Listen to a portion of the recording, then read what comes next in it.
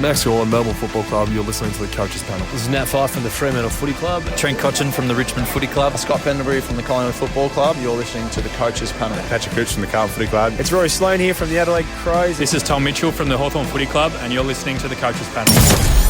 Hey friends, it's MJ from the Coaches Panel. I hope you're well. And look, normally this time of year, you don't hear much from us outside of a little bit of a trade review and how that impacts your Supercoach, your AFL Fantasy, your Dream Team, and your Keeper Leagues. But we thought we'd do something a little bit special for you today. Joining me on the podcast as he does most weeks, and maybe we'll get him to launch a little bit into what we're going to do today. I've got Kane. Hello, buddy. How are you? Hello, MJ. This is a very unique discussion point, I guess. A bit of hindsight, a bit of what could have been. It's exactly what it's all about. It's all very interesting. Yeah, well, look, we're going to redraft, and we're going to do it between now and the start of the 2020 AFL Draft period, which is the early part of December, is we're going to redraft. Let's pick the year 2013. Now, here are a couple of the caveats that we want to add along. This is not fantasy booking entirely. There are some rules we're going to keep to. One of those is if a trade went down to move a pick, e.g. Melbourne slid back from pick 2 to pick 9. They also secured Dalton Tyson in that trade. We're going to maintain that GWS still hold that pick 2. So we're going to keep that rule still in place. If a club had a father-son that they had to pick, it's a little bit different to now as opposed to 5 or 6 years ago. Back then it was pretty much the AFL almost kind of forced you into which pick you had to use. So there's only one father-son in the top 20, which we're going to do today, Kane, the first round. That's North Melbourne. So that's what we're going to do. But beyond that, is there anything else that for you think's really important we need to make sure for Coaches Panel listeners? They go, this is the mindset or the intentionality of what we're doing with this redraft. I think the other thing that you probably have to keep in mind is, much as it could change decision-making for future drafts, and obviously we know that there's 6 drafts after this 2013 crop that we have information available to. I think for a lot of the time we're assuming that, they'd probably bring in those players as well. Yep. Maybe there'd be some considerations, but I think in terms of how the players would fit what we know, I think we're basing it on that. And it's more the discussion point of, would they have done this trade or would they have maybe picked somewhere else? But I think for the most part, we're assuming that the other drafts are completed as they went down. Yep. And these players that we're, reallocating in this lot are going to be supported by those players and the players that were already on the list. Yeah, I think that's a pretty fair summary. What we're going to do is we're going to take it in turns, odd and even numbers. I believe I've cast the even numbers, so I've got the dreaded pick 1 that we're going to talk about soon. And then Kane and I have no visibility of what each other are doing. So there could be some real-time frustration that you see from me, just making its way through this episode. And it's safe to say that things could get interesting. Yeah, I think for this one, MJ, you'll take the odds and I'll take the evens. All right, is that fine. fair? Yeah, okay, fine. You kick us off. The next one, that's certainly going to be the case. Here's what we need to remember ourselves. Out of this list, Lewis Taylor, the rising star. Now, when even just you get through some of the names that are in this list, you're going to be shocked. And again, you're going to be certain clubs that when you get to your pick, I'm guaranteeing you, your best player will already be well and truly gone. The only other thing, MJ, I wanted to let people know is we will be using rookies. Because they were available to the national draft pool, and obviously they spilled over. We won't be using rookie elevations. I know when people look through, the Wikipedias of each draft and it has all the movement. Obviously, rookie elevations was a key part of how things were done. Yeah. But if they're already on a list, they don't count. It's the ones that were available to the pool. If they spilled over to a rookie, all's fair. But they couldn't have already been on a list and be rookie elevated that year. We're not considering those guys. All right. Yeah, no, that's fair enough to me. So someone like, I think of Rory Laird might have been one of those rookie elevations, or Jeremy McGovern. You can't touch them. They're already locked into the club. But if they got redrafted in the preseason or the rookie draft, well, maybe it's fair game a little bit. All right. Well, if I'm going off at pick 1, there are some big, big names at the top of the tree that there's probably arguably like a clear 3 that I'm going to say are up there, and you can't really go wrong with either. And definitely if you're GWS, when you got pick 1 and 2, I think you just get the good crumbs from the table from whatever I give you, Kane. Well, you go 1. Give us your 1. All right. If I'm redrafting, I'm picking Marcus Bontempelli in at number 1, ahead of Patrick Cripps. Now, you've got pick 2 in a second, and so maybe you go 1, 2, two of the best players right now in the game. But I love so much about Marcus Bontempelli. He rates elite in the AFL over his career for inside 50s. He's elite for clearances, center clearances, elite for what he does in terms of score launches and shots at goal, elite for what he does in terms of meters gained. Is not just that inside damaging midfield bull that GWS kind of didn't really have in at that time, but also he offers something in a forward avenue that for me, even though I love Patrick Cripps and there's far from a slide on him, just love that extra dimension that what I could get as GWS coming alongside. In GWS, they already had Treloar, they had Taylor Adams, they had Ward, they had Cornelia, they had a bunch of big midfielders. They didn't quite have a player like Marcus Bontempelli on the list. Well, remember, MJ, they've just traded Taylor Adams for Heath Shaw with Collingwood in this period as well. So that's right. Dylan Shields still on the list, Stephen Cornelio, Tom Scully, Lockie Whitfield, Devon Smith's obviously playing as a forward. So the midfield is absolutely loaded. We know how many players have obviously left the club from the Giants and gone on to be, premier midfielders in other teams. So Marcus Bontempelli is hard to go by. And I think, like you mentioned, that foot skill, it's a real point of difference. So do the likes of, Treloar, Ward. Disposal's not really their game. It's obviously Adam. It's got that great burst, and Callan Ward's as tough as anyone and leads so well. So at pick 2. Oh, this would be good. I'm taking Charlie Cameron. He went pick 7 in the rookie draft. Wow. If I'm the Giants, knowing what I have on this list in that engine room, as much as I love Patrick Cripps, the upgrade I'm getting in the small forward category, I've already got Jeremy Cameron on the list, an absolute star. I don't think there's anyone in the game in the forward line at the moment that's more deadly, more dangerous than Charlie Cameron. And the Crows got him in the rookie draft in this year, slid past all the national selections. Yeah. And really, if you look at this 2013 season, Jeremy Cameron, 62 goals. The next best was Devon Smith with 16, and then Jonathan Giles with 14. You put a Charlie Cameron in this team, again, we know what he's going to be surrounded by in the future with the likes of Finlayson, Himmelberg. We know Stevie J is a guy that's going to be in this team in the future. I think if you have a guy like Charlie Cameron, the difference maker he is, I just think with the amount of midfielders you've already got in this Giant side and we know are going to leave in the future, but they just keep replacing him. And even the ones they replace them with get replaced again as picks traded out. So I think if you've got a chance to bring in a guy that is, as I said, the best small forward in the competition. And interestingly, MJ, next year they try to address this need. They picked Jared Pickett at pick 4 in the 2014 draft to address this need. You've got Charlie Cameron as a GWS Giant. I think that would be unbelievable. And again, knowing he went pick 7 in the rookie draft to the Adelaide Crows, still on the board and won't be for much longer, are names like Patrick Cripps, who went to Carlton kind of, around about 9 or 10. You got Josh Kelly, who was the original second round pick. So that's a big readjustment, really, from what the original draft was right there. Yeah, so we've got Tom Boyd, who was the original pick 1, and Josh Kelly was that original pick 2, which, like you mentioned, Melbourne, it was their pick for finishing second last. Yep. They chose to take Dom Tyson and slide back, and there was a few other picks shuffled, but the simple part was they slid back to 9. After 2 picks, Tom Boyd and Josh Kelly are still on the table. Well, it really is a luxury item at this point in time, isn't it? If you're St Kilda and you're looking at what you've got in your midfield, because really at that time for St Kilda, the leaders of that midfield was Jack Stephen, and he was pretty much a lone hand. You had a David Armitage, who was a workhorse that was there, and then it's kind of just spattered with a couple of kind of sort of guys and solid enough citizens.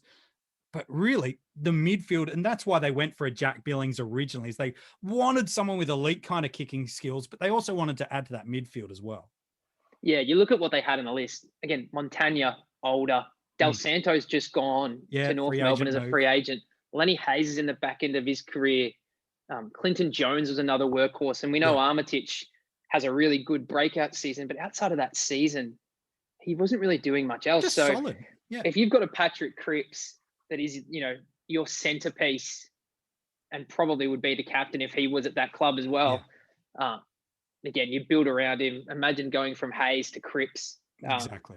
Well, that's why for me, I'm picking him at 3. Like, I love Josh Kelly as a player, and maybe, when you've got your pick 4 as the Western Bulldogs, maybe that's where you head. There's some other really important players to get to.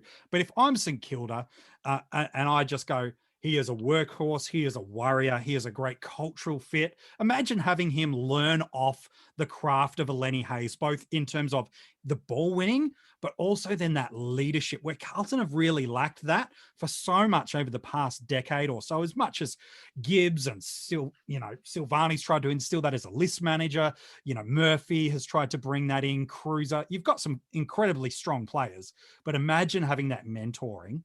It's just going to round out Patrick Cripps even stronger. And then now we know what they've gone and done with the rest of that list. All of a sudden, maybe Jack Steele in time doesn't head towards St Kilda. Maybe not.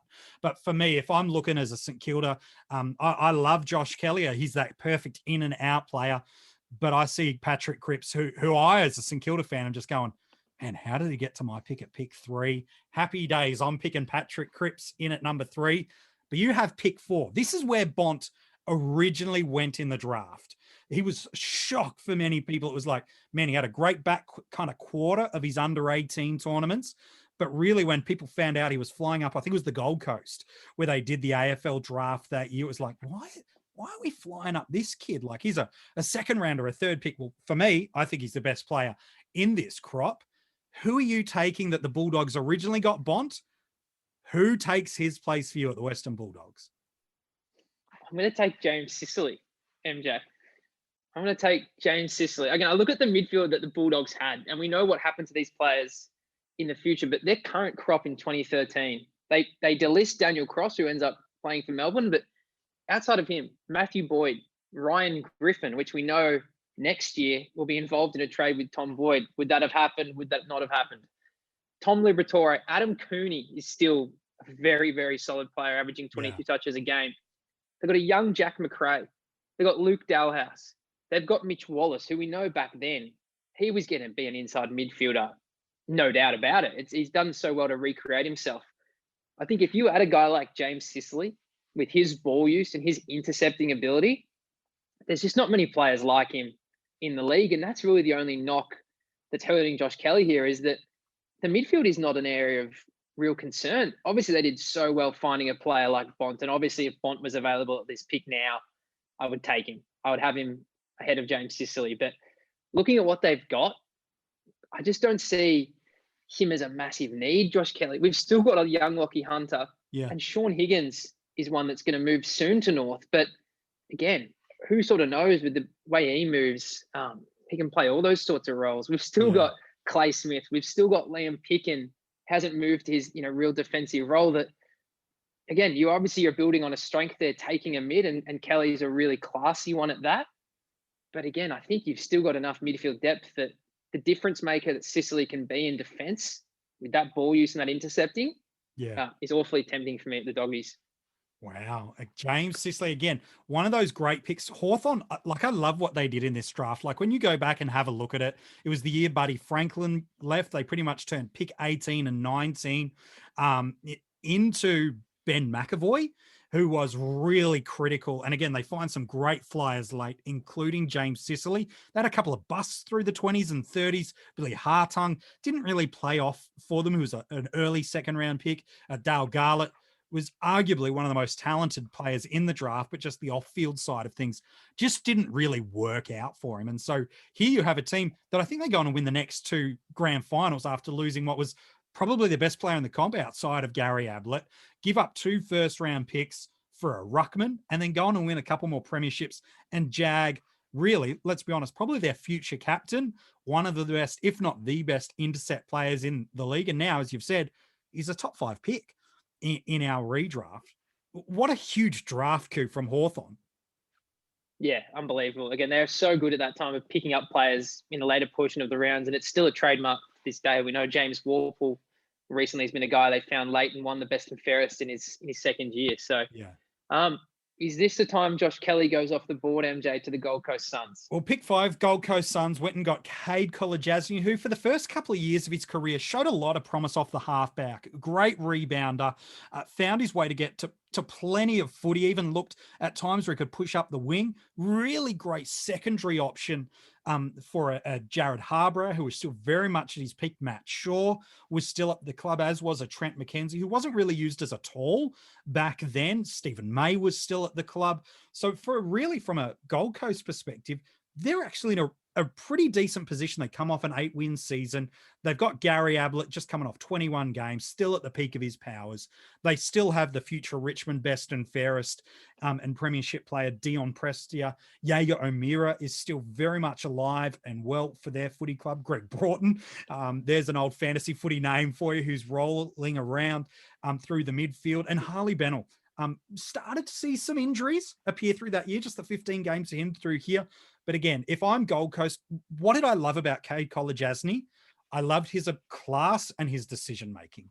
And that's why, for me, I see someone with the skill set and ability of a Josh Kelly still on the board. Like, you can't go past him at pick 5. When you look at what he's been able to do across his career, he's elite in the AFL over his career for meters gained. He's elite for effective kicks. He is elite in terms of the pressure act. So it's not just what he does with the ball, it's what he does outside of with the ball. And then he just finds a way to get himself into damaging positions as well over his career, averaging well over 20 plus disposals. And yeah, there's a couple of injury concerns through there.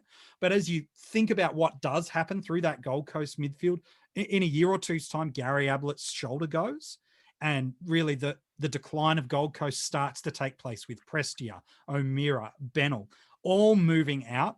Can you imagine that midfield unit of Ablett and Kelly and Prestia and O'Meara becoming the 3rd and 4th midfielders? All of a sudden, that potential dip that we saw of Gold Coast might just not have taken place because they've got the big forwards. They've got Tom Lynch still there. They've got Stephen May. They've got that there. Yeah, they could go for a ruckman. Toby Nankervis, maybe he appears in these top 20. Who knows? He got picked up by Sydney. I think it's around about pick 35. But yeah, as far as I'm concerned, I see Josh Kelly on the board. I see a club that needs skill and poise and decision-making. I need an elite runner. Josh Kelly, tick, tick, tick for me. He goes in at number 5. And then for you, Kane, you got pick 6, Collingwood. They have 2 top 10 picks in this draft. And the reason they got this one, I believe, was traded from West Coast Eagles. Yeah, absolutely. They coupled a few picks up together to slide up the order from 11 to 6. And clearly they had a player in mind. The player they ended up picking was Matt Scharenberg, who unfortunately we know, due to injury, just hasn't got a run on it after being a really, a guy that can defend, but also could use the ball really neatly out of defense. Yeah. But the guy I'm looking at, we've just lost Dale Thomas to the Blues. Yeah. And I think I'm going to replace him with a guy that there has been rumors they want to get this guy in current day. And that's Zach Merritt. Nice. I love the way, he's got that beautiful balance in his game. He's probably better on the outside with ball in hand. He's certainly more than capable at tackling. We know fantasy-wise, when he's doing that, he's one of the best scorers in the game. But that age bracket, we've just brought in Taylor Adams in a trade, which we know is going to be beautiful. He's going to win a best and fairest with us. Super tough inside player. But I think if you've got a Merritt, you can see him having a similar career trajectory to Steele Sidebottom. Probably doesn't hit the scoreboard as much as Steele, but again, runs really hard, really neat by foot. And I think if you've got a midfield of Adams, Pendlebury, probably still going to bring Treloar into this lot. Beams goes and then comes back. I think it's a type of unit that you can see why they were really pushing during this time.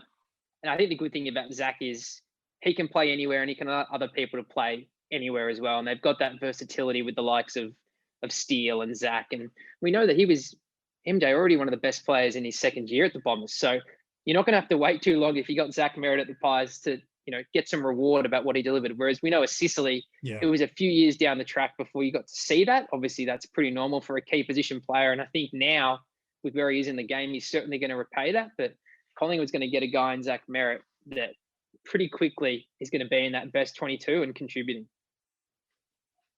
I love the Zach Merritt call again. Richmond got not Richmond, sorry. Essendon got a fantastic pickup with Zach Merritt. Originally went pick 26. You know, his brother was playing at the club too. It wasn't the only time brothers got reunited in this draft. Just a few picks earlier, Matt Crouch joined his brother Brad at the Adelaide Crows.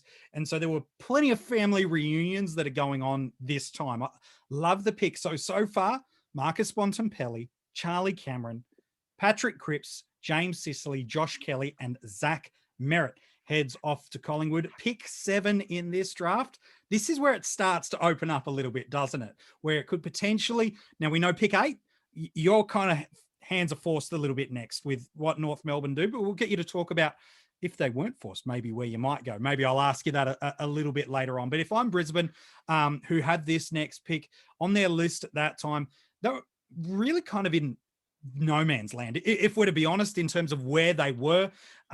Their draft positioning, you know, kind of reflected where they landed, which was 10 wins. But even if you look at some of their percentage in that, like an 89, like that's not going to do any damage to sides. That's right in that in-between land. We're kind of, for sake of a better example right now, it's kind of where Essendon find themselves in. Got a lot of very good players. Game style wasn't really advancing them anywhere. Not really that much of a weapon in terms of who's leading their midfield, because clearly the recruit of James Aish, they were thinking about a midfield selection through there. Rockcliffe, who we know has later moved on to Port Adelaide as a free agent. Jack Redden has later moved on to become a premiership player at West Coast. Jed Adcock is their third leading possession winner that year. And then it's guys like Pierce Hanley, who's a halfback, Mitch Golby. There's a name you haven't heard for a very long time, listed in the AFL, and a pretty green Dane Zorko. Had only started to just show his potential as a kind of a mature age recruit in the past little bit of time. And MJ, look what they did in the trade period as well. Moving out Doherty, Yo, and to a lesser extent, Jared Pollock. Yeah.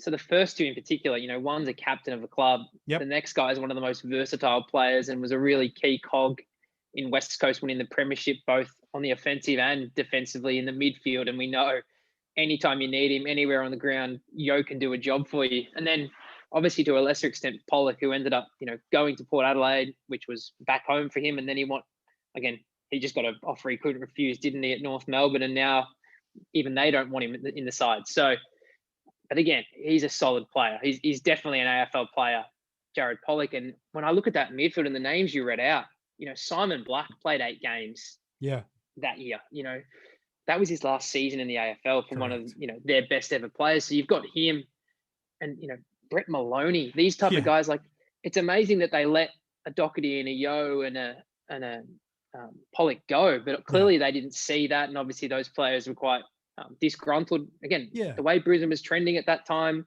it understands why. And all 3 of them, you know, went back to their respective home states. So, who are you going to pull the trigger on with this pick then?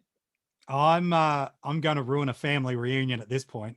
I'm getting Matt Crouch into the side. I'm going to get a player that clearly the midfield needs to be addressed. As I look at, you know, who's still on the board, there's still some very, very talented midfielders. Jack Billings, who went at number 3 in the original draft, he's still there. So maybe, you know, Brisbane, if that was still the case, they'd be like, we love that foot skills, but he's not an out and out midfielder. You've still got a Dom Sheed who's sitting on the board, and Orazio Fantasia's not really a full-time midfielder, but he's kind of, now that Charlie Cameron's off the board, probably the most X-factor type of half forward that's on the board. And so for me, if I'm Brisbane, I'm looking at who's available. I know that Simon Black has now finished up his career. I need a guy that's just going to win the ball at the coalface. And as we've seen in the 2017 season of Matt Crouch, when he made the All-Australian squad, we can see a guy that knows how to win the footy and knows how to be damaging. That year, he ranked elite for disposals. And ranked elite also for effective disposals in the competition, elite for contested and uncontested possessions, elite for ground ball gets right across the year, elite for score involvements. And again, this is a footy team in Adelaide Crows that was firing on all cylinders. And then even just in the back half of this year just gone, was one of not just the most improved, but had probably one of the most important defensive players through the midfield. His defensive acts and pressure acts were just off the roof. So it's not just fantasy scoring, because we're not really talking about that. But here's a Brisbane team that needed a midfielder, needed someone that could get it done on the inside and outside. They'd hoped Aish could do that, played against Man as a junior. They really had high hopes for him. But for me, if I'm Brisbane, the best midfielder left on the board that can do it on the inside, does need a little bit of work back then on his aerobic capacity. And to be fair, probably still needs some of that two-way defensive running to be more consistent in his game. But we saw it to the back half of last year. So for me, I'm taking Matt Crouch in at pick 7. In at pick 8, though, your hands are tied a little bit, though, Kane, about who you're going to pick. You end up with a father-son selection for the Kangaroos. Yep, father-son Luke McDonald, which until about round 7 of this year, he'd be lucky to be in the top 20 players on this list. I think the way he finished the season, obviously he won the best and fairest, albeit not North Melbourne's greatest year, but he showed massive improvement in the back end of the year, didn't he? Leadership-wise, ball use, and it was pretty evident in the role. They wanted the ball in his hands at all costs. And again, he's not the best distributor, but he's very, very capable. And I think just his passion was something that I could see why he got so many best and fairest votes, because he had a genuine crack on the best player in the opposition's team and still was able to provide some attacking options. So would he have gone there in an open market, North Melbourne? No. There's probably a guy that they ended up picking at pick 47 that I'd be really interested in Ben Brown, if I had this pick. But Luke McDonald, if it wasn't for his late season charge, I'd be feeling, pretty sick about landing him here. But really, with the guys that we've got still to come, he's actually not that far out of their, league anymore. Again, I'd probably take the key tall in Ben Brown and a few other guys ahead of him. But really, it's not nearly as a disastrous pick as I'm locked into. It could have been much worse. If we were redrafting this 12 months ago and I'm a North Melbourne fan and I'm seeing this, and again, our restrictions are we're keeping the trades that went down. We're keeping the father-sons that went down. He showed probably his first year or two. I actually quite liked the development I saw from Luke McDonald. And then as a few things have happened for North Melbourne over time, he's just not quite delivered. But that would be, to be fair, a number of the players on the rest of this draft, it kind of gets to that interesting point. We've got that kind of elite 5 or 6 players right at the top. You've got the Cripps, the Bontempelli, the Cameron, the Kelly, that are arguably the elite 5 Sicily, the elite intercepting defender. Then you've got some really workman-like midfielders in Merritt and Crouch, who are different, but arguably 2 of the best midfielders that find themselves left on the board. And then you get to Melbourne. This one really interests me with what Melbourne do, because I think they've kind of got 2 options, but really they all are the same. Think about a Melbourne team back at this point in time. They finished with the second last spot in the league, leading their midfield at this point in time. Some pretty, prime form Nathan Jones. And if you've got some recency bias, you don't realize just how good a player he was. You're a Melbourne fan, Kane, so you might be able to speak into it, but he's just that Lenny Hayes type of player, or Patrick Cripps, if you want it in the modern version of, he puts his team that at that time was very much underperforming, didn't really have a lot beside him. He had some guys that showed flashes, like a Colin Sylvia, who ended up moving on as a free agent at the end of the year. You've got Matt Jones, who's now playing just literally down the road from me in the EFL, now at South Croydon. You've got some guys that have shown something, Jack Trengrove never really lived up to his potential. Same with Grimes, same with Watts, that never really lived up to the potential. But I think the biggest need that if I'm at the Melbourne list recruitment is really, I think your biggest issue is goals. I think that's the biggest issue as you look at what Melbourne have been able to do through there. Is your biggest goal scorers from the year. You had two players that kicked over 20 goals that year. Jeremy Howe kicked 28. And then your second is Jack Watts. Then the rest of the forward line is Aaron Davey, Jack Fitzpatrick, Shannon Burns, Chris Dawes, and Dean Kent. That's where the forward goals are coming from right now. It's very reminiscent, MJ, of Gold Coast a few years ago. The players that Melbourne brought in, they wouldn't get a game for really any other club in the AFL. Again, There's a four line of Shannon Burns, Chris Dawes, Jack Fitzpatrick, and elderly by his standards, Aaron Davey. Yeah. And then Jeremy Howe, who clearly we know now is a better player as an intercepting defender and a ball distributor. Yeah. And then Jack Watts. Again, you can see why the club was in the position it's in. It's really evident because, again, Nathan Jones was the only guy to average more than 20 disposals. James Magna played 2 games and had 20 more disposals, but it's hard to count that. Yep. And the other guys, Dean Turlick was the 3rd best ball winner, and it shows how much ball was in defence. Yeah. So it's this 2013 period was probably one of those, rock bottoms in that Melbourne era we've had in the past, 20 years. This is when there really wasn't even many bright spots on the list. They've used a pick on Jimmy Twumpus in the past year. And again, he played 14 games, averaged 12 disposals. There's not many bright spots. Jack Viney's, was in that draft as well. And we know that he's a very, very serviceable player. But you look at this list and there's just way too many guys, that aren't going to cut the mustard at AFL level. No. And for a good reason, aren't in the competition anymore. So that's true. Where are we going to go? Well, you find yourself heading in one of 2 avenues.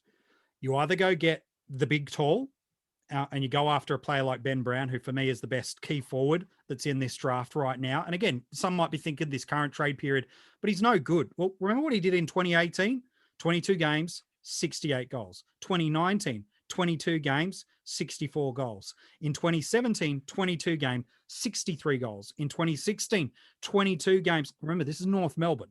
And he's got 41 goals. And North were doing fine, but they also had Petrie rolling through there. So he wasn't always the number one. So you've got that option. The other option is you go the classy half forward in a Jack Billings, who's an elite ball user, who actually was pretty decent defensively in his under 18 years. St Kilda ended up picking him at pick 3 because they just wanted something dynamic to roll through there. So I think that's kind of the dilemma. If I'm in the Melbourne War Room, I'm going for, do I want to get the tall or do I want to go and get the small that can play a little bit through the midfield? For me, though, I'm taking Ben Brown. I just see what he can deliver through there for Melbourne. I know that has historically still been that difficult. Tom McDonald's playing defence still at this time on the list. I'm looking at really the only talls on the list. It's Watts, Howe, Fitzpatrick, and Dawes.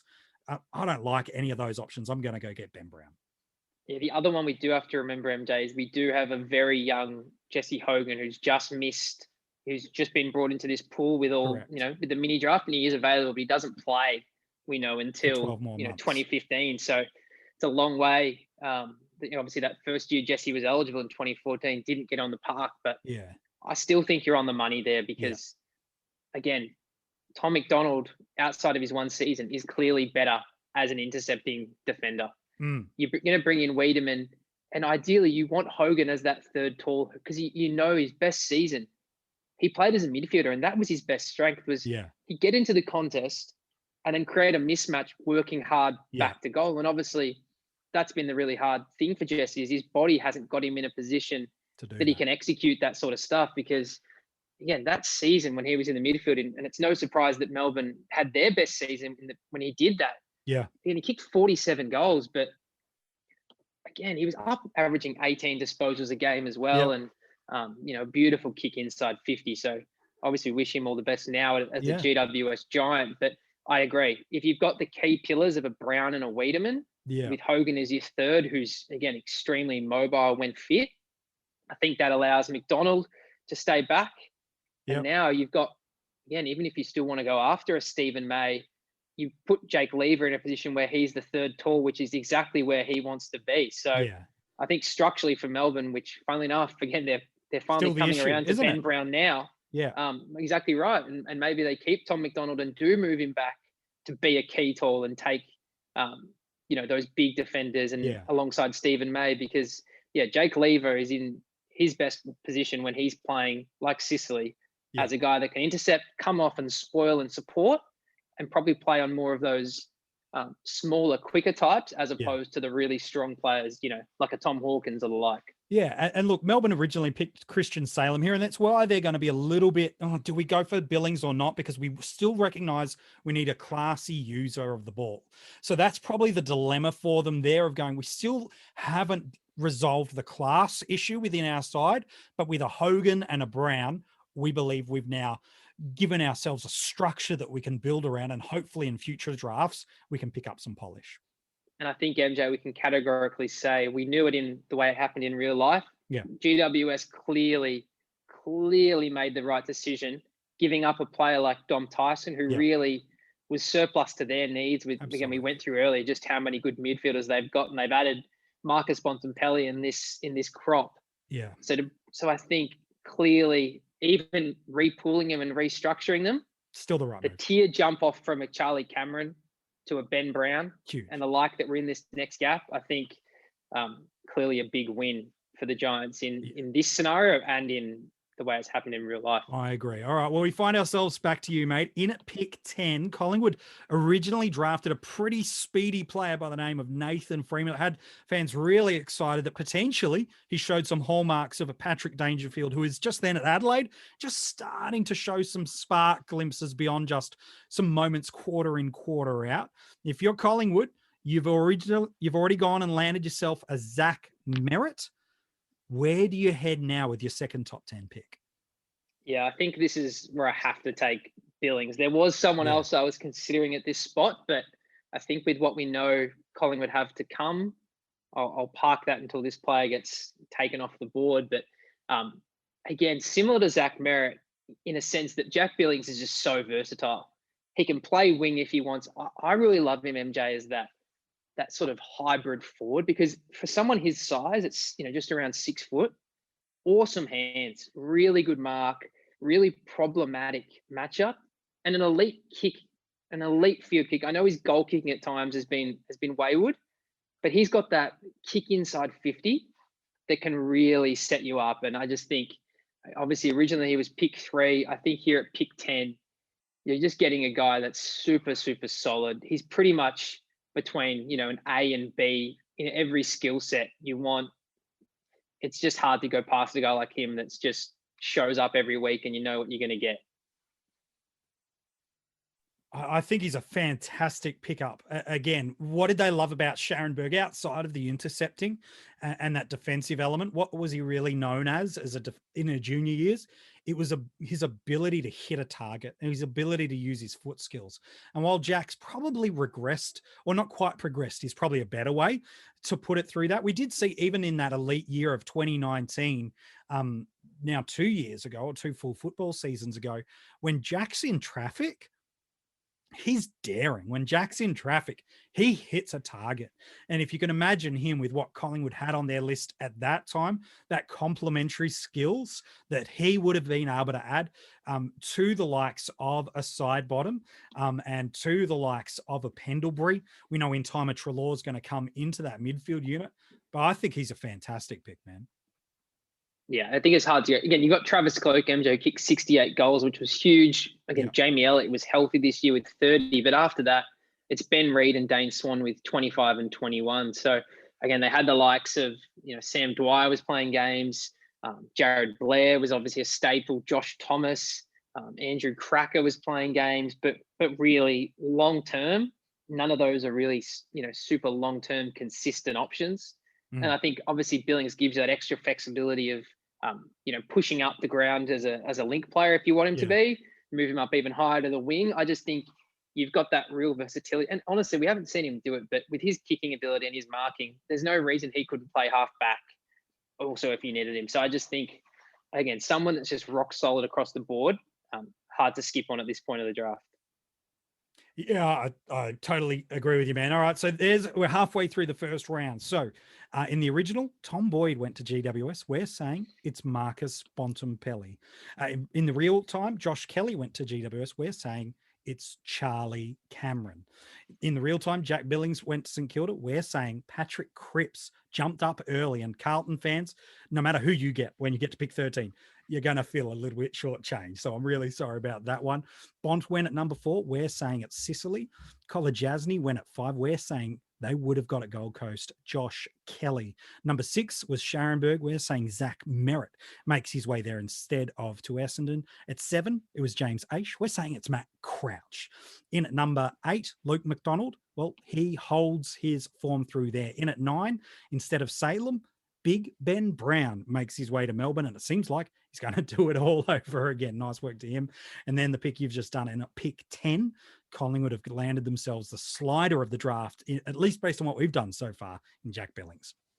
It's interesting, MJ, isn't it? Again, we mentioned that this is trade time and everyone has their opinion on what a player's worth, what a pick's worth.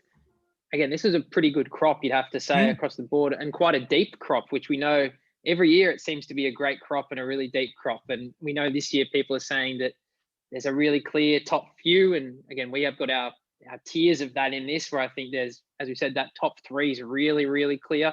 Yeah. You know, they're the best players in their position, and then there's guys below. But what interests me is if we take out Luke McDonald, who we were sort of handcuffed to, and I think we'd all agree that he wouldn't make this top 10 if there wasn't that father-son attachment. There's only 3 of our top 10, 3 of our remaining 9, I should say, once we take McDonald out, that were original top 10 picks, and they're Kelly, Billings, and Bont, which was 2 through 4. Yeah. Patrick Cripps was originally 13, and he's made the cut as well, but that still leaves another 5 players that were beyond the top 20 that have made it into the top 10. So I think that's why, for me personally, when I'm hearing a player that's proven at AFL level, especially if there's no personal reasons or no off-field issues for them moving, I'm always pretty keen to take the proven commodity. I know there's obviously a large amount of salary that usually accompanies these guys when they move, but as we can see, some of the guys, again, Tom Boyd, we know he was a grand final hero, but couldn't unfortunately hang around at the level for a very long time.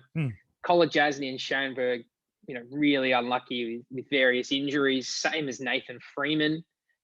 James Aish has probably had a second life as his third life at Fremantle with his old coach, and he looks to be a guy that's a very solid player, but again, he'd be getting nowhere near this top 10.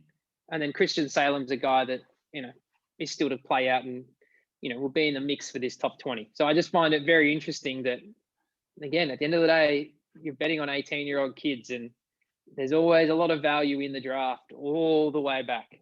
It certainly is. Well, we're talking about halfway through. Let's keep moving our way through the second half of it. It's West Coast.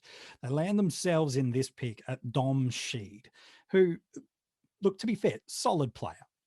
And beyond one pretty incredible moment at the back of 2018, has been okay. The kick in the grand final that won them the premiership has been and will continue to be, while Dom Sheed is going to be a beloved member of the West Coast Eagles. But for me, at pick 11, I'm not picking Dom Sheed. As I look at what West Coast have become and what they've drafted previously around, not long before this, they picked up an Andrew Gaff, who they loved him for his outside run and for his skill. And so if I'm West Coast, I'm looking at a player that I go, who is it that's still left on the draft board that for me is going to add some skill? And if I cast my mind back into 2013, there was one player who was pretty darn incredible. He's a clear playmaker, had a pretty incredible beak test. Again, that doesn't mean anything back then, but a 14.5 this guy ran, and gruesome contrast to Luke Hodge in terms of his decision-making and skill use.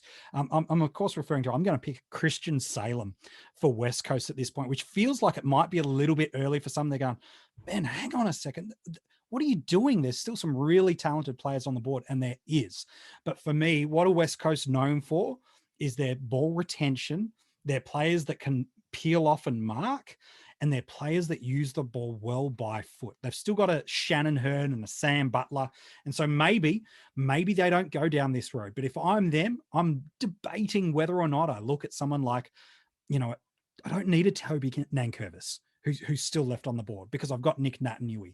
I don't really need, a Tom Barras, they might be able to go, who they've gone and got a little bit later. Maybe a Darcy Byrne-Jones who's still on the board, or there's some X factor that's still to come through there. But for me, what I love for what Salem has done and not fully lived up to for at Melbourne, but to be fair, he's never really been given the opportunity at Melbourne. He's been played in and out of position, moved around a lot, not always allowed that freedom to rebound and use those skills off halfback.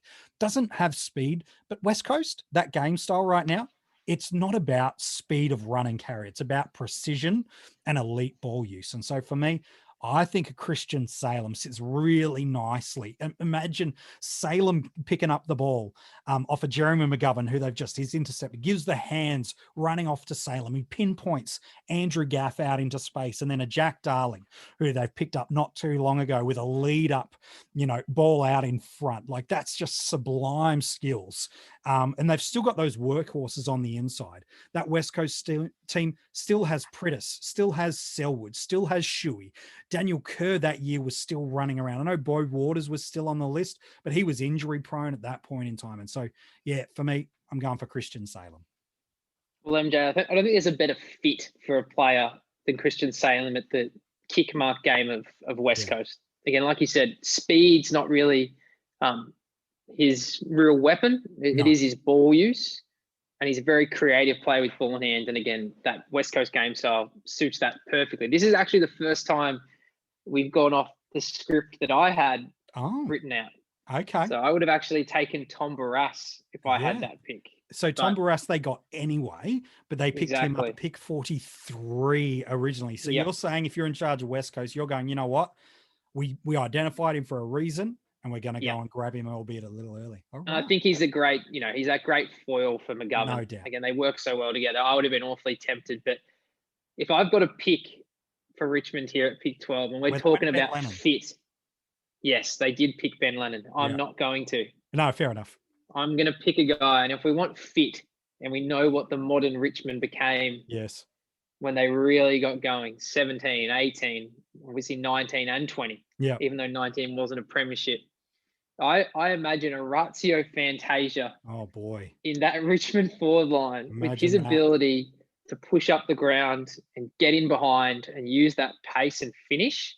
I just think it's a definite upgrade on Castagna. As much as he's a great servant, I think people have forgotten just how good Orazio Fantasia is when fit. And I know there's been issues at Essendon why he wants to get out, and I can understand why maybe we haven't seen his best football and his best health in the past few years. But if you imagine a guy like Orazio Fantasia in that current Richmond team, my goodness. They already cause a mountain of problems for everyone. And I just think, when fit, Orazio is one of the best small forwards in the competition. I agree. Were you tempted to pick Toby Nankervis at this point, knowing that eventually he gets there anyway? Yeah.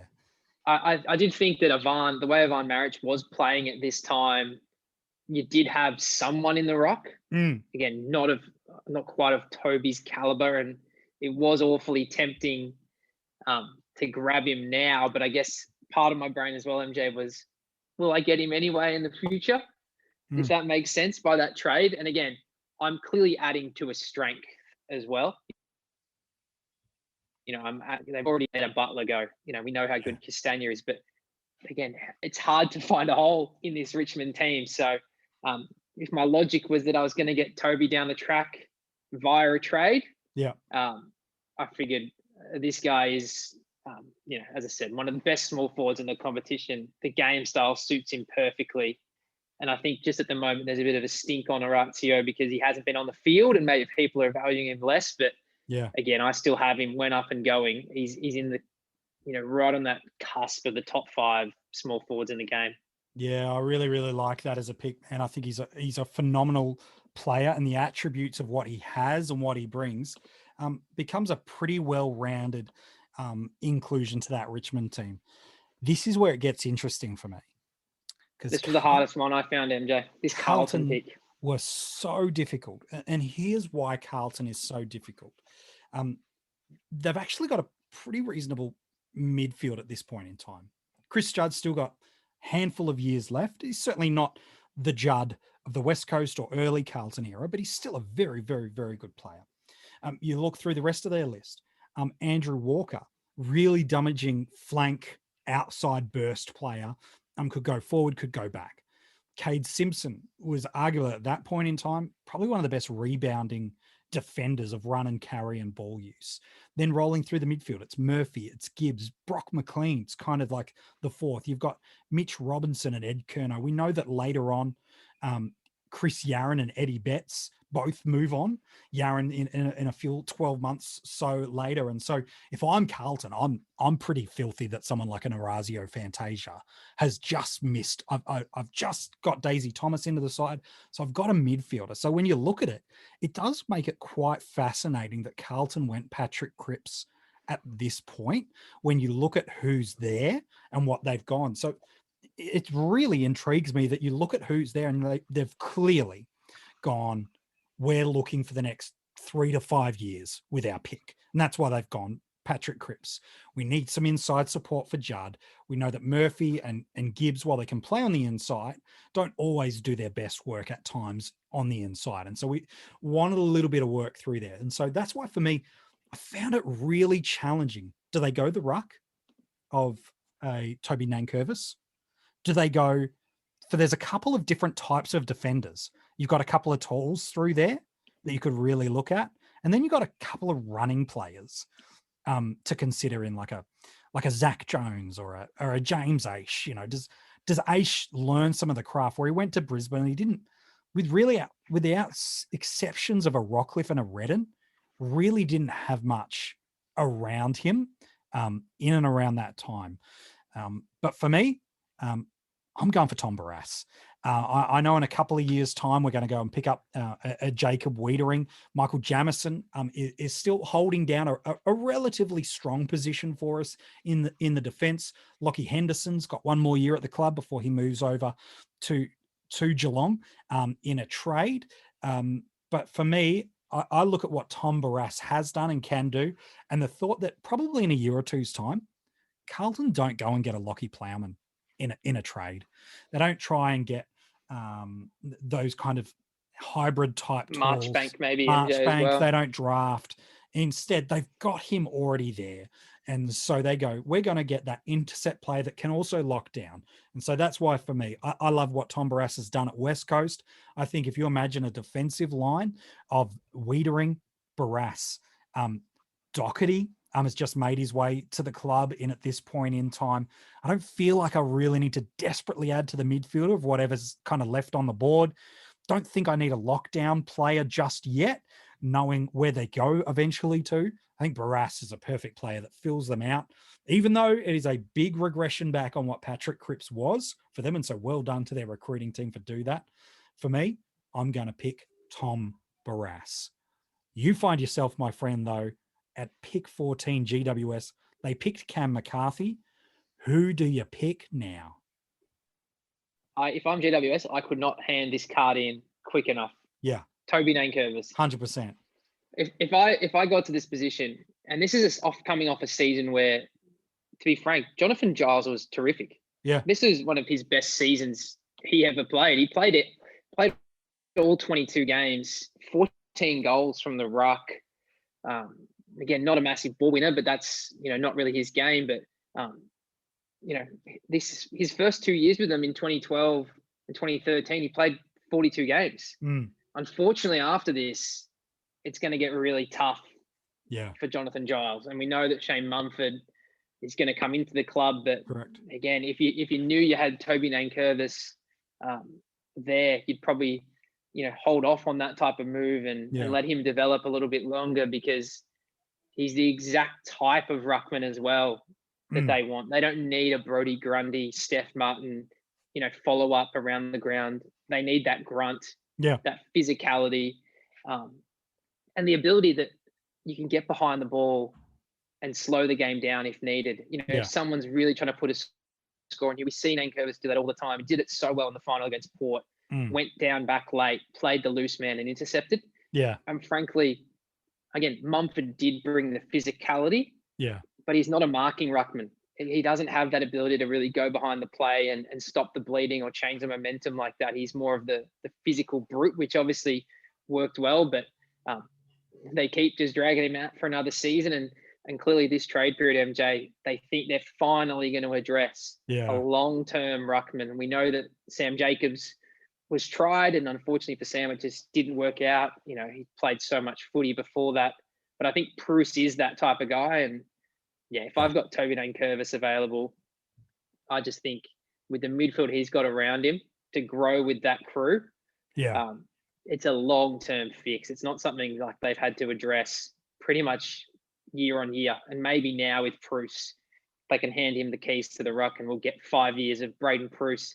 Yeah. Because again, that chemistry, you need that chemistry with your midfield. And as good as that Giants crew is, they haven't had that with a ruckman. No, it's a great pick. And look, well done to Sydney for picking him up. I think it was about pick 34, 35, and then ultimately Richmond. Without him, you could build a case definitely in 2017, but certainly, these last couple of years as well, they do not win the premiership without what he's been able to bring into that side. Let's move our way to Sydney. They picked Zach Jones in this position. And so I think if I'm Sydney, I've come off the back of, some grand final appearances, and I'm feeling pretty happy about my team at the moment. Buddy's on the way as well. Buddy is on the way. We've just won it pretty soon. And now we're bringing in the best tall in the game. And so they're looking at that list, and Zach Jones for them was, look, they loved the run that he brought into the side. But as I look at who's left on the board, there's a player that I think feels a need that later comes for them that's really important to fit. I'm talking about the defensive line of the Sydney Swans. Dane Rampy is still at his peak right now, but he's been a really good player for a really long time. We've got Heath Grundy and Ted Richards both coming towards the back end of their career, especially Ted Richards. But Heath Grundy's probably got a couple more left on him. We've also seen Andreas Everett kind of pinch hit forward and back across through the year. The midfield, though, we feel really strong in. We've got Josh Kennedy. We've got Ryan O'Keefe, yes, towards the end of his career, but we've still got him. We've got Luke Parker, who's only just now finding his feet. We've got a couple of role players rolling through there, an aging Jude Bolton. Dan Hanbury, still relatively fit, didn't really miss a game, except I think maybe one throughout the entire year. Kieran Jack, it's a really consistent team. And again, if a Fantasia's on the board, you'd love him at this point in time. But for me, there's no real forwards now, knowing that I'm bringing Buddy in. I don't feel the need to address that. There's a couple of midfielders that are probably tempting. You could look at a Dom Sheed, who's still on the board, a James Aish that has slid back a little bit, is still very much there. But for me, I'm thinking about what is it that right now, at this point in time, 4 or 5 years down the track, do I wish if I'm Sydney I'd secured? I'm wishing I'd secured one of the best key defenders in the league. I know I need a ruckman, and there's a player like a Rory Lobb still sitting on the board too, and I'm really thinking about him. But I'm going for Alex Pearce, who went to Fremantle at pick, I think it was around about in the picks 30s or the 40s. I think it was about pick 37. And I wrestled with whether or not I go for a ruckman through here. But coming off where I've come, I know Mumford's just about out the door as well. For me, what I love about Pearce is no key forward in the league right now is getting a hold of Alex Pearce. No key forward gets off the leash. And what I love then is it frees Dane Rampy up to be able to be that incredibly dynamic kind of small tall. It allows him to develop his craft, not just in the back of no one, but Grundy and Richards, to be able to invest that knowledge into him, where I go, okay, that just by the time these guys are coming over the edge and we've still got prime Buddy, we've still got this strong midfield, we've now got a tall defender that can hold us there. So I wrestle with Rory Lobb because I know what I need, but I go, you know what? I'm going for Alex Pearce. It's interesting, MJ. And again, sliding doors on Alex Pearce would be the health. Imagine if you could say that he's going to be healthy, because I agree.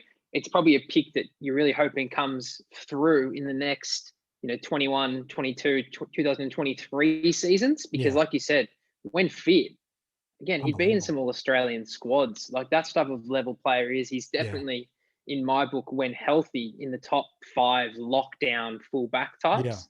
For that reason, when I was putting together my board, I would have had Rory Lobb, just because I knew Sydney loved that 2 ruck setup. Again, at this season, they'd just gone with Mumford and Pike.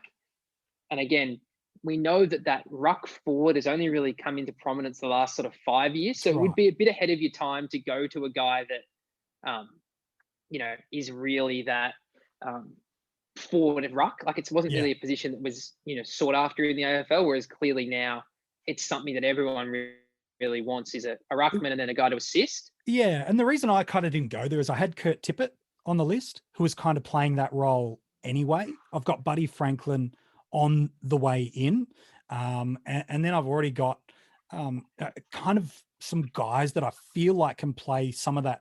I feel like I'll get very tall very quickly if I'm Sydney, where I've got Tippett, I've got Buddy coming in.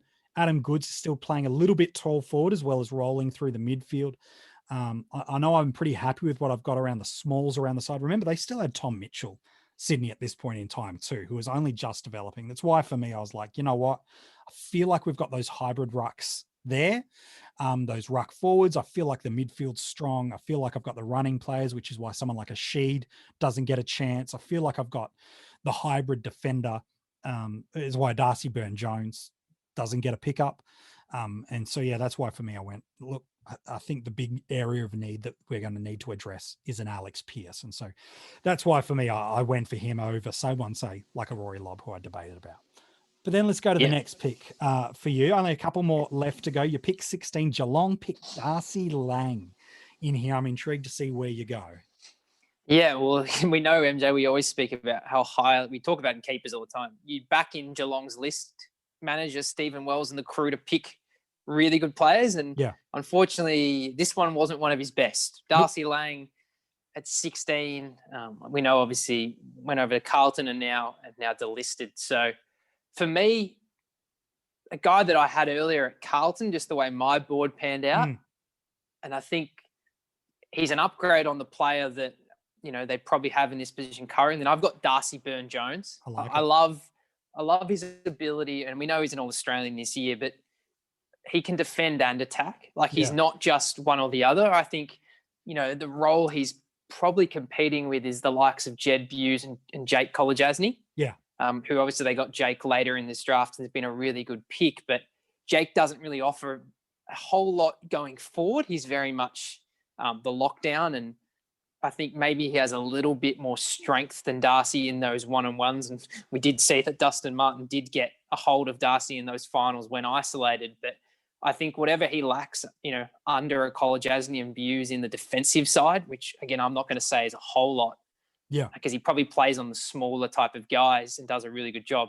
Yeah. He's great on the rebound as well. And again, to get an All-Australian, again, albeit in not a super, again, if you're picking All-Australians, you'd be picking other positions before you picked, you know, a halfback. But nonetheless, to Geelong to get a guy like Darcy Byrne-Jones, I think he just fits in seamlessly to the back six they've already got and will be working with long-term. And again, you're probably just getting a little bit more attacking output. And again, they love to kick mark. They love to possess the ball. And Darcy's more than capable. And what a great pick by the Power to get him so late. Huge. You know, they used their pick 14 that they sent up to Brisbane and eventually made its way to GWS for Jared Pollock. And then in the 50s, they go and get themselves arguably one of the most damaging defenders that are going around at the moment. And Geelong, do they go and pick, if this is the case, they pick up Jake Kolodjasny later on in the draft? Do they go and get him in the next 24 months? They go and trade in and use first-round selections from Carlton for Zach Tui and Lockie Henderson. Does that defensive unit change quite drastically? Now, we know it's taken DBJ a couple of years, as it often does. Most footballers don't come in the first year or two and really establish themselves in the competition. And so, yeah, for me, I really like that pick of a Darcy Byrne-Jones. Did Geelong get tempted by a couple of the other midfielders that still find themselves on the board? They've got some running players, like some outside players like Impey and Eamon are on the board. You've got Lobb, who we've alluded to, Zach Jones, Aish, and Sheed is all still kind of. Was there any more tempting of any of those picks, or was it, you know what, it was Byrne-Jones or bust? Well, I think, MJ, if we look at the current Cats lineup, you think about, you know, a Menegola's going to find his way after some, you know, small stops at Hawthorn and the waffle, and then Freo and the waffle and all this sort of stuff. He's going to find his way. We've already spent picks on Duncan. We've already spent picks on Guthrie. We've obviously got Joel Selwood still in the team. Paddy Dangerfield's not too far away. And we've got so many guys now that can't even get into this side. So I looked at Byrne-Jones, a little bit like Fantasia at the Tigers. It's that upgrade on what you've already got. Yeah. Again, I just think you're getting a little bit more, and really they're all solid players. You know, maybe a Sheed and a Jones. Sheed, obviously, with his ability to go forward. Jones, again, can play all over the ground with his pace. But I just was looking at what they already have in the Cats, and it wasn't really feeling like much of an upgrade. So for me, very, very comfortable with Darcy Byrne-Jones. But what about the Dockers? Because their original pick, just did not pan out. There are these sliding door moments right throughout every draft, isn't there? And I'm sure if you were chatting to list builders and recruiting managers, they'd say the same things. And again, we're far from anywhere near advanced like that. But I think they find themselves torn here, Fremantle. Like, let's remember where they found themselves at that period of time. They were top 3. They were arguably one of the best teams going around in the league. They had a really, really strong midfield core 3, and that was Fife, Mundy, and Barlow. They had their possession count, those 3, like 500 plus disposals for the year for all of them. You look at what they're doing up front, they got a really interesting unit. Matty Pavlich didn't play a whole heap that year, only about half the games due to injury, but Walters, Main, and Ballantyne, a really difficult forward 3 to match up on. And then you've got a Nat Fife, who's just building. He's only new to the club. He's just building. And so I think the dilemma that Fremantle find themselves in is, do you go and get arguably probably the best midfielder left on the board, which is Dom Sheed? Do you go and address that issue, knowing that in time, the next best midfielders you've got guys like Mzungu, Subin, Stephen Hill, even back then, really good player, but was still showing you as missing games through there. You've got a Crowley, who you're using a lot through there. Spurs still a part of your defensive unit. Do you go and fix your midfield? Do you build someone to stand alongside Fife? We know there's one player called Lachie Neale that's going to spend some time in there in future. Or do you go and fix your tools issue? Because you look at how they played their forwards through that year. Because they didn't have Matty Pavlich, they flirted around with some really unique structures. They had Aaron Sanderlands flying through there. We know he's got some issues with his body through the year. But that year, 10 games. So the ruck duties was left to Zach Clark and Jonathan Griffin. So that's where I think you find yourself. Do you get Lob or do you go Sheed? I think luckily for them, they can't really go wrong at this point. But for me, they get who they have right now for me, and that's Rory Lobb. They get that player that can, when needed, because even the current ruckman they've got in Sean Darcy, injury point, we know that he's confident and competent to play in that role. Equally, if there's that need for that extra tall avenue to goal, they go and get themselves that player. It means also in 2 years' time, when they overpay for a Cam McCarthy, they've already got that tall in there, and they're likely save that draft pick, and they can build through that midfield. Because in a couple of years' time, when they do give up that first round pick for a Cam McCarthy, it's a really strong draft through that midfield area where they can now all of a sudden, they've got Neale, they've got Fife. By then, Barlow's moved on. Mundy's still got some time in the sun to kind of go through there. All of a sudden, they can add that extra midfielder that probably stopped them from falling out through that middle period. We remember right now they're contending for premierships, and then injuries and their kind of 22s to 25s kind of fall away when it comes to talent. They've got a role players that Ross Lyon loves, but they just lack that talent that was kind of elite through there. In 2 years' time, in that 2015 draft, they would have been able to bustle that off. And so right now, where it's Fife and Walters, and then it's the kids of Chera and Brayshaw, they'd have that guy that's just that 2 years in between that would have resolved that gap that Lachie Neale, unfortunately, leaving the club. So for me, I'm staying with the tall philosophy. I'm going to get myself a Rory Lobb in and through there. I agree with you, MJ. What about these next two Saints picks? They didn't do a bad job at the time. Dunstan and Anchors. Yeah, not bad. I'm going to go somewhere different with the first one, with the hope that you're going to back me up with the player. Another one after. I'm going to take Dom Sheed. Okay. He's probably going to play the role that Jack Billings plays in the side currently, which is predominantly wing, pushing forward. Again, like Billings, we know Sheed can hit the scoreboard. I don't see him as an inside mid. I know he hasn't got that chance at West Coast. I don't see him doing that at St Kilda either. I do like him, working hard up and down the ground and then trying to hit the scoreboard when he can. You'd love him to be a goal to, 3 goals every 2 week type of player where he just, can hit the scoreboard, because I think that's where he's at his best. Yeah. I just don't see him, his frame, being the in and under mid. And again, we went through before how many of those players the Saints have. Yeah. Again, they're not really addressing an inside midfield need with Stephen, Armitage. We know Montagne's on the outside, but he gets a stack of ball. Clinton Jones is still a player, we're giving games to. And we know down the track, we've got Seb Ross on the list, who's going to start emerging in the next few years. Yeah. I'm taking Dom Sheed again. I like it.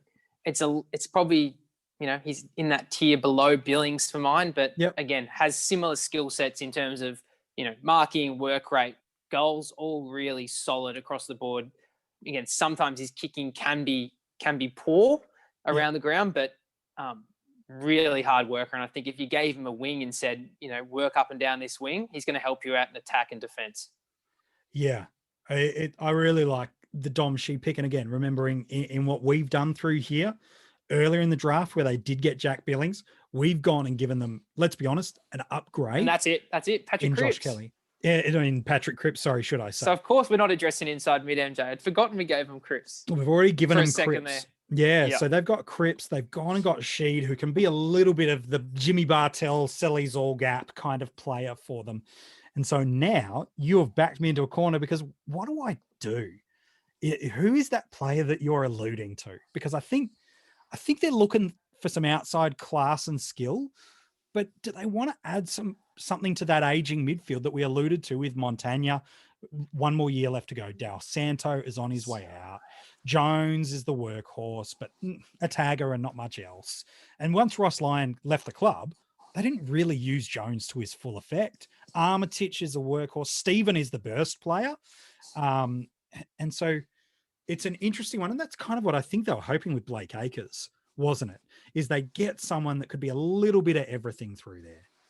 The player I originally had, who you've taken earlier, I did have Alex Pearce. Yeah. I thought if Alex Pearce could get here, again, you think about Zach Dawson, the time he spent down in defence, and obviously they did a really good job in the last few years. Dougal Howard's come in. I think people are starting to realise that Wilkie's a very, very solid player back there as well. Yeah. And again, Carlisle's one that, does a role when he's in there. Again, not quite the player he was at Essendon, but still very solid. But in terms of pure shutdown, I think if you've got a guy like Alex Pearce, he would have been who they get. Where I want to go. And I'd be looking for some explosion. You listed that midfield for me, and we've already got Cripps and Sheed. Yeah. There's probably 2 guys that I'd be weighing up quite heavily. I'm torn. Look, James Aish I like, but I just don't think to that midfield he adds what I need, especially knowing that I've got Patrick Cripps. I just don't feel like I need him. I do look at a player that I have now in my team in a Zach Jones, who brings the run and carry. And I think, look, his foot skills aren't elite and amazing, but I like that. And then I look at a player that Port Adelaide got in this draft that later went to Hawthorn, and I go, look, Jarman Impey is everything that this midfield unit needs. He brings outside speed. He brings class. He's almost, I think he's what Brad Hill is as well. But he never really got the chance to fully, and of course, injury over the past 12 months has meant that we've never really seen that potential. It's not much of an early jump because he went at pick 21 to Port Adelaide in this draft. James Aish is unlucky. Maybe in at pick 20, when we talk about Gold Coast in a second, we see a Zach Jones go into that side. But for me, Jarman Impey just rounds out this midfield so well with his speed and class. It gives the likes of a Patrick Cripps the ability to be the bull. It lets Jack Stephen to be that in and out type of player. Armitage can still play a really central role for me through that sort of midfield. You've just gone and picked up a Dom Sheed. Now I just need some explosion off that flanks, off halfback, or off the wings. And so for me, Jarman Impey goes at number 19. Sorry, Blake Acres. And MJ, I had the same player, and I thought not so much midfield for me. I was more thinking, again, an upgrade on, Jaron Geary's Savage, He Geary, moved this and year. obviously Long as well. Yeah. Again, I think what Impey offers in attack, Yeah. I think that's where you're getting an upgrade on the likes of Ben Long and these type of guys. And I think he's still a different type of player to, a Hunter Clark's more of your distributor, and Nick Caulfield's probably a bit more two-way player as well. But I think the pace that Impey has and the versatility that you could play him forward, you could play him wing, you could play him half back. Just that difference maker in the Saints team, I think would be. And again, if I'm St Kilda, knowing that you get Shane Savage as a part of the deals via Hawthorn in this, maybe you look to Hawthorn and you don't need to go and get a Savage type of player. Maybe you're looking at the rest of that Hawthorn list in a different sort of a lens and going, okay, you're offering us this guy that's a little on the outside, but maybe there's somebody a little bit more different. Maybe it's someone like a Jed Anderson. Who is on the Hawthorn list at this point in time that can be that in and out player. It was a bit injury prone, honestly, until the past 2 years for the best part, but he was on the Hawthorn list. So maybe that's where they choose to go instead, is they head towards that sort of a territory. A young Will Langford was a little bit of a bull at a gate type of player. So again, maybe he's the sort of guy that they choose to look at and go through there. Again, we're going to keep Savage as the option that they get, but maybe if they had their eyes on someone like Jarman Impey, that they were pretty confident they were going to get in that pick, maybe they just look elsewhere as an additional player. But Jordan Leslie's the last player that went in the top 20 to Gold Coast. Where are you headed? Well, originally, MJ, I did have Zach Jones going to the Cats at 16. I thought, again, different type of player again, with that burst he's got, again, versatile, just gives him a different avenue, because foot speed's not really something that's in the Geelong game plan, whether that's the way they want to play or just the bodies they've got. They don't usually have that, line breaker. That's just not the way they – obviously Dangerfield is, but he's more coming out of the centre, whereas I don't think Jones would get into that side. I'd probably have to view him more as a half-back. Yeah. Again, we know conversely that the Suns do like that, run and gun. We know that they went after a Hanley. Harbrow's been a constant there, and they've played that type of style. But again, knowing what they've got coming with the likes of Lukosius, Bose, I'm more inclined to take, I think, a defensive avenue now. So while I had on my board, Zach Jones at 16, I think he's going to slide just by the needs of the Suns. Yep. And I think it's Jake Kolodjasny for me.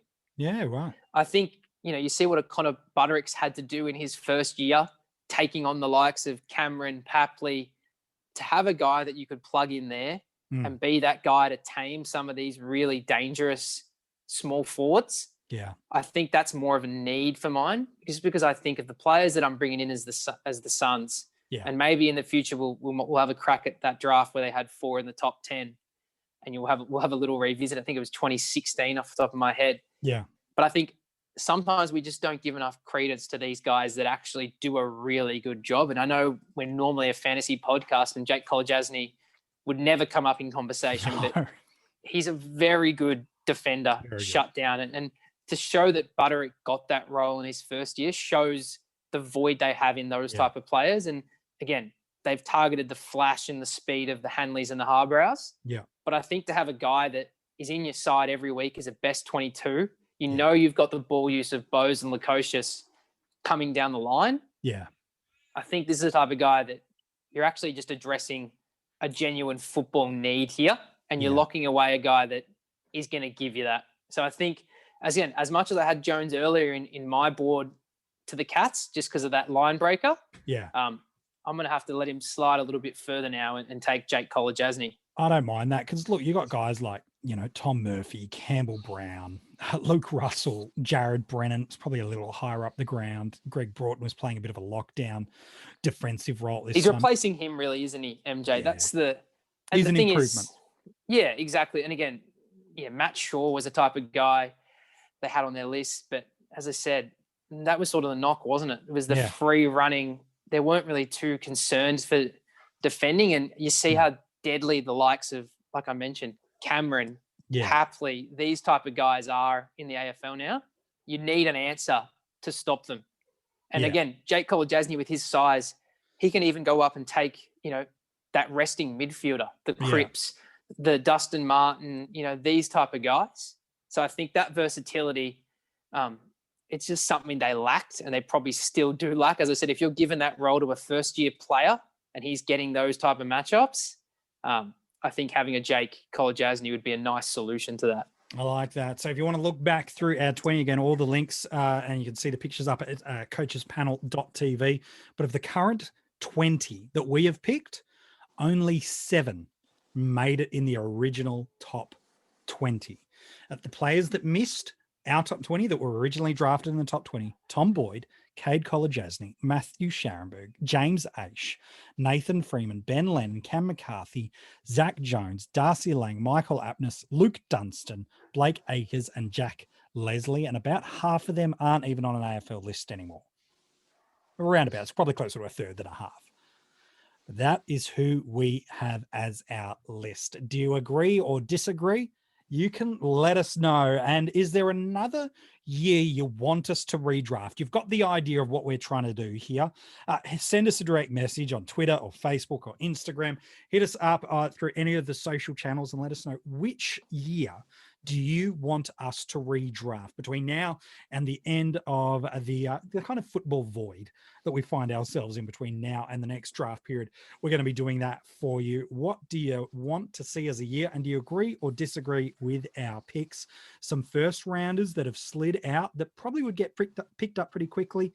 Aish and Jones are probably the two unlucky that were originally picked in the top 20 that probably aren't too far from being picked up in that next batch.